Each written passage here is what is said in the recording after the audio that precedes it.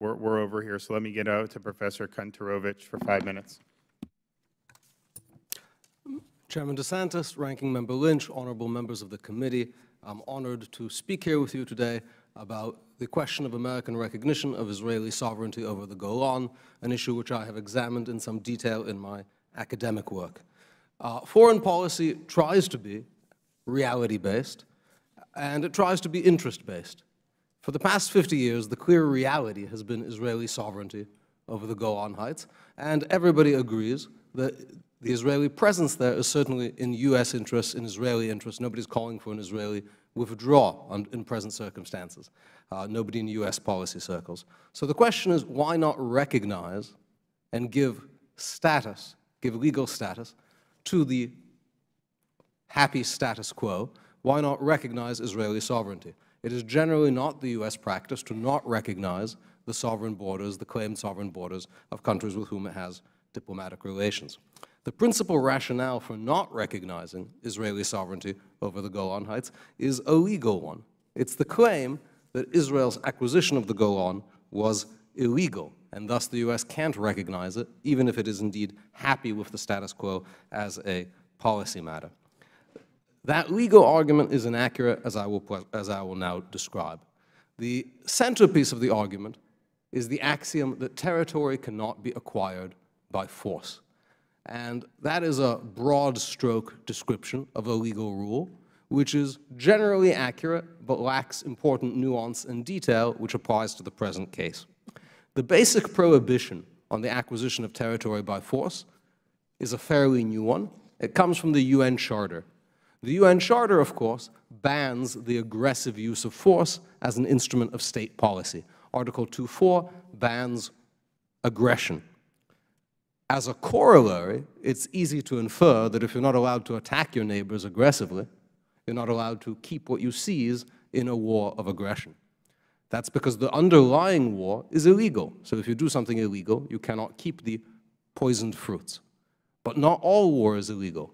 The UN Charter also makes clear that just as aggression is fundamentally illegal, self-defense is fundamentally legal and an inherent right of nations.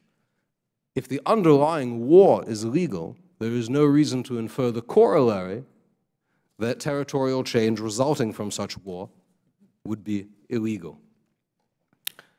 Thus, in a defensive war, acquisition of force may well be legal. Now let us examine what the status of this principle was in 1967, because we need not ask what is the status of the legality of defensive conquest today, because we need to ask what was the status in 1967 when the relevant events occurred. And it's very easy to find out what the status of this rule was in 1967. You go and see what people were saying about it in 1967 and before 1967. First of all, it's important to note state practice under the UN Charter. After the passage of the UN Charter, it was not the case that the countries that joined the Charter said defensive conquest is out the window. Indeed, most countries of Europe that were part of the victorious Allied cause redrew their borders to the detriment of the defeated Axis powers after the adoption of the UN Charter. Countries like Holland, France, Russia, Greece, all acquired territory from their defeated neighbors in the 1940s as a result of World War II. They were well aware that this would raise a question what the legal basis was, and in discussions at the UN, the answer was quite clear. Those territorial changes are not precluded by the UN Charter because the underlying war was legal and defensive on the part of the Allies. This continued into the 1950s. Today, the Republic of Korea, South Korea, has territory, controls territory north of the 38th parallel. Prior to the Korean War, the territory under South Korean control was entirely south of the 38th parallel, and as a result of its victory in the defensive Korean War, it took some territory north of the 38th parallel, which the US treats for all purposes as sovereign Korean territory. Certainly, we would not wish to suggest the existence of a rule that would require the US to reconsider the sovereign status of territory on the Korean Peninsula, currently regarded as belonging to the Republic of North Korea, and transfer it somehow to the north. Similarly, the views of academics, leading jurists, and the United Nations experts itself before 1967 clearly reflected the allowance of a conquest in a defensive war.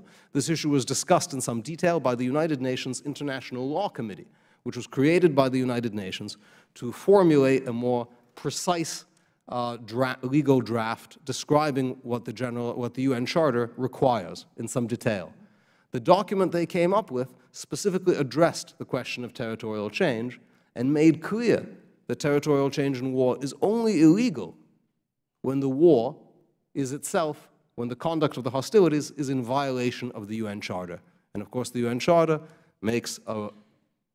recognizes the inherent right of self-defense. Similarly, scholars before 1967 in the leading treatises... Can you just wrap it up and then we'll go? Because I just want to get everyone in. We got members here that want to ask questions. Scholars recognized that there was no prohibition against defensive conquest, and Resolution 242 did not require Israel to withdraw from all territories, again recognizing this principle.